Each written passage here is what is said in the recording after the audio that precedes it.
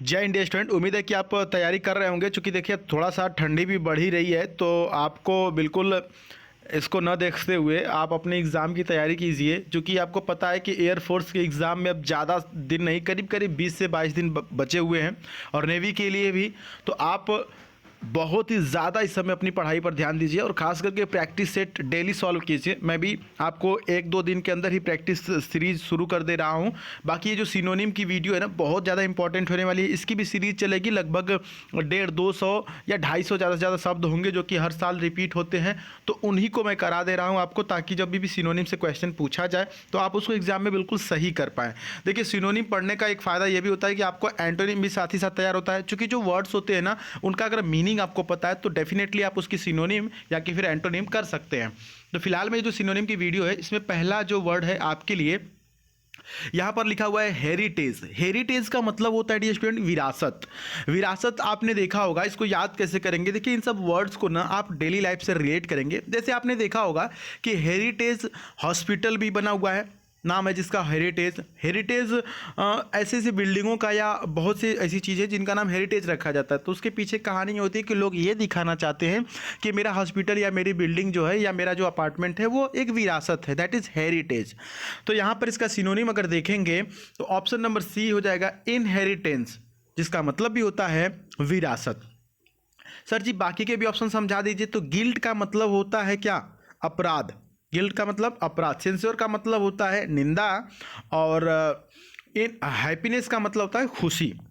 Next अगला जो आपके सामने है, अगला वर्ड लिखा हुआ है ना, क्या लिखा हुआ है? इन्वेस्टिगेशन। इन्वेस्टिगेशन का मतलब तो आपको पता ही होगा कि इसका मतलब होता है जांच पड़ताल। ठीक है, इन्वेस्टिगेशन का मतलब क्या होता है?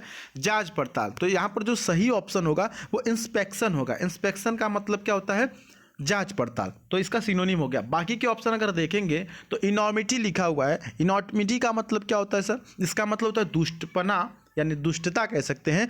बाकी जो अगला शब्द है डिफरेंस, डिफरेंट नहीं है, डिफरेंस, जिसका मतलब होता है सम्मान या रिगार्ड भी इसका मतलब होता है। ठीक है, अच्छा अब आइरिस का मतलब क्या होता है? और आइरिस का मतलब होता है लालची, यानी लालच या लोभ, लोभ या लालच।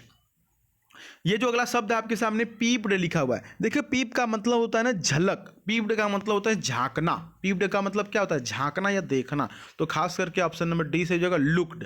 अच्छा देखिए, जो झांकना होता है, झांकना किस सेंस में, मतलब अब किसी के घर में झांक रहे हैं, है ना, किसी की मतलब कोई काम कर रहा है उसमें झांक रहे हैं, दैट इज पीप्ड या लुक्ड कह सकते हैं। बाकी डांस का मतलब होता है नाचना। स्टोल का मतलब, स्टील का मतलब चुराना होता है, उसी का second form stole. Steal, stole, stolen होता है, तो स्टील का मतलब चुराया।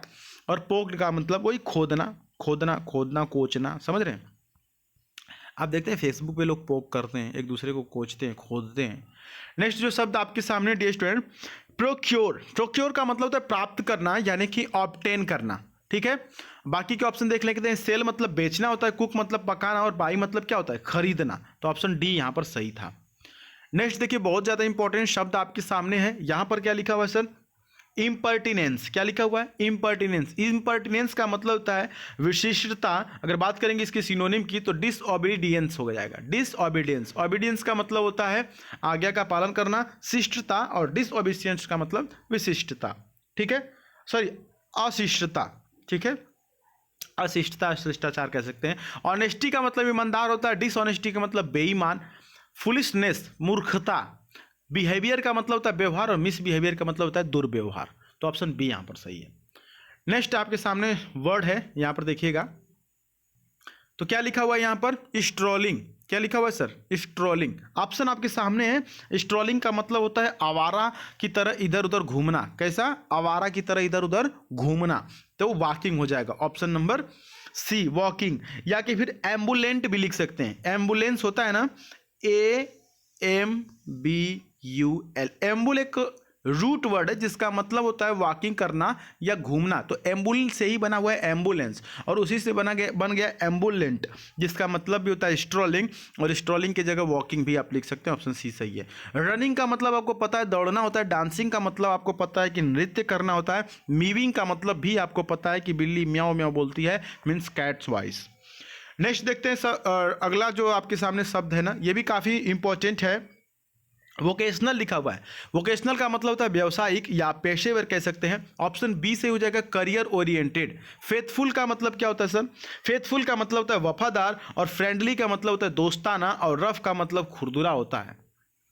नेक्स्ट आपके सामने जो शब्द है डियर स्टूडेंट, इंटेंसिव लिखा हुआ है। इंटेंसिव का मतलब होता है प्रचंड, गहन करना, या कि फिर प्रखर कह सकते हैं इसको शुद्ध हिंदी में, और बल्कि इसको इंग्लिश में ही समझे तो और ज़्यादा आसान होगा। Option B is right here, rigorous.